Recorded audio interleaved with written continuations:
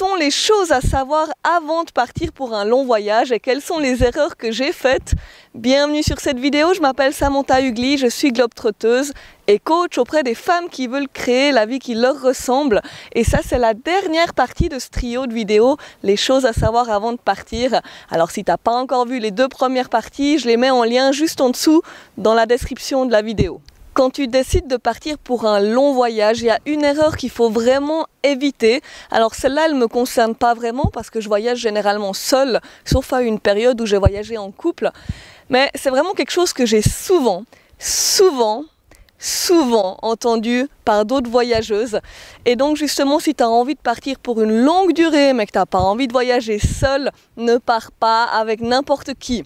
Selon votre type de voyage, vous allez être ensemble H24. Vous allez probablement partager la même chambre pendant des mois. Et selon comment, vous n'avez pas forcément la même conception du voyage. Et du coup, j'ai souvent discuté avec des personnes pour qui ça a carrément tourné au cauchemar parce qu'elles sont parties avec une copine au hasard ou avec une personne rencontrée sur un de ces sites pour trouver des compagnons de voyage. Ce qui est vraiment génial en soi, ces sites. Mais avant de partir, assure-toi que vous ayez bien discuté les points suivants. Alors le premier point à discuter, c'est déjà simplement le style de voyage.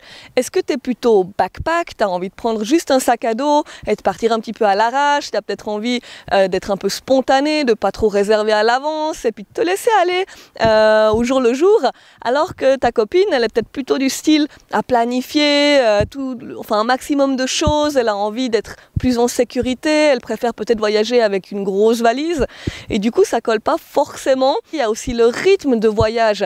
Est-ce que tu as peut-être plutôt envie de voyager dans un ou deux pays, mais de les voir en profondeur, de prendre le train, ou peut-être tu as envie de voyager en vélo ou en scooter et d'aller lentement, voire même à pied, alors que l'autre personne, elle a peut-être plutôt envie de voyager dans un maximum de villes et du coup ça colle pas forcément non plus. Ça peut aussi être intéressant de discuter à l'avance tout ce qui est activité. Il y a vraiment des personnes qui préfèrent passer leur journée tranquille, à lire un bouquin, à juste aller à la plage ou à la piscine et vraiment rester tranquille, à se lever à 9, 10 heures du matin. Et il y en a d'autres qui préfèrent vraiment faire du sport, aller faire des randonnées, faire du surf, se lever à 6, 7 heures du matin pour faire plein de choses. Et du coup, là, ça peut devenir compliqué aussi. Donc même s'il y a une ou deux journées, ou bien sûr vous aurez peut-être envie de vous séparer, mais si c'est tout le temps comme ça risque d'être un petit peu compliqué. Et regardez aussi le budget.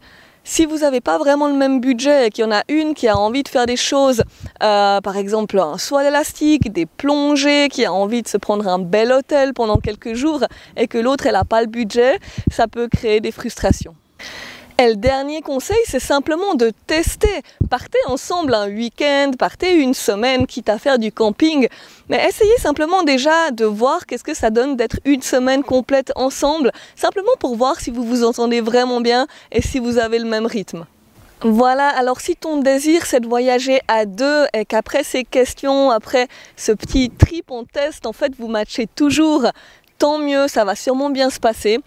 Mais par contre, si au fond de toi, tu sais que tu as envie de voyager seul, ce qui arrive souvent, des fois on cherche un compagnon de voyage simplement parce qu'on n'ose pas partir seul, alors qu'on n'a pas forcément envie de voyager à deux, là tu peux aussi me contacter, je peux volontiers te conseiller là-dessus, ou si tu veux savoir comment préparer ton voyage, donc que ce soit la préparation physique comme les documents, les assurances, ce genre de choses-là, ou la préparation mentale, par exemple par rapport à la solitude, ou simplement pour savoir comment réagir face à certaines situations, tu peux me contacter via le formulaire qui est juste en dessous dans la description de la vidéo. La deuxième erreur à éviter, c'est de vouloir fermer les yeux sur le climat, les saisons des pays qu'on va visiter. Alors quand j'étais partie en tour du monde, là j'avais fait super attention, j'avais bien planifié de façon à arriver en Asie du Sud-Est durant la période sèche, donc d'éviter la mousson. Et j'étais arrivée en Nouvelle-Zélande juste au début de l'hiver, donc j'avais juste pu échapper à l'hiver.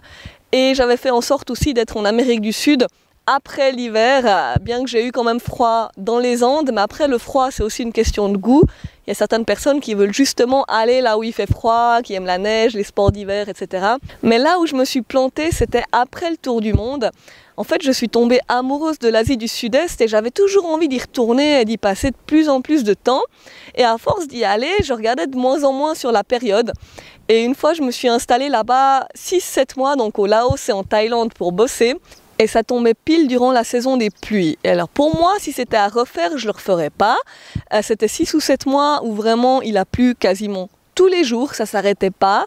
On m'a souvent dit « Ah non, mais la mousson, tu verras, c'est pas si grave, il pleut un petit peu, il pleut 2-3 heures, après c'est fini. » Moi, j'ai pas du tout vécu cette expérience. C'était en 2016, il a vraiment plu tous les jours, énormément, donc au Laos et en Thaïlande. Il y a eu des inondations et en fait, il y avait beaucoup de bestioles.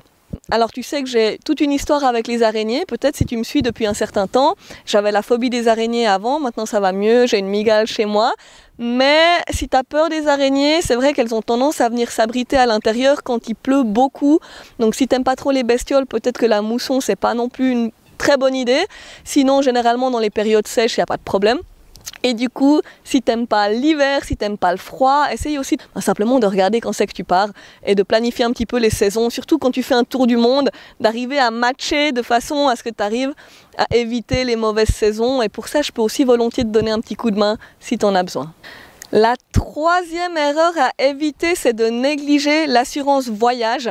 Alors c'est vrai que c'est pas quelque chose à quoi on aime penser, on n'a pas envie de penser aux pépins qui pourraient arriver.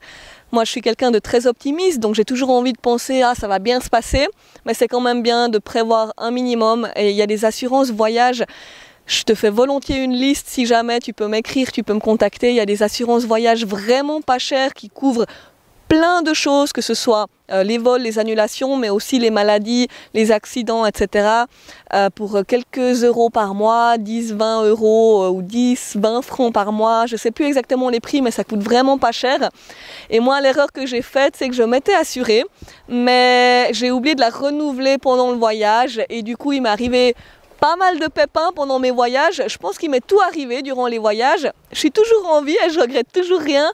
Mais c'est vrai que quand tu n'es plus assuré, ça peut coûter cher. Alors fais bien attention à cette question. Voilà, j'espère que cette vidéo t'a plu. Dans tous les cas, n'oublie pas d'aller regarder la première et la deuxième partie si tu ne les as pas encore vues. Ça va vraiment te permettre de vivre un voyage relax et génial et d'éviter toutes ces galères. Et si tu t'es pas encore abonné, pense à le faire juste ici, ça va te permettre de suivre les prochaines vidéos. Et si tu as besoin de conseils, si tu sais pas par où commencer avec tes voyages, tu peux me contacter via le formulaire juste en dessous dans la description de la vidéo, ou tu peux aller jeter un œil à mon programme Nouveaux Horizons. Et je te dis à la prochaine vidéo. Ciao!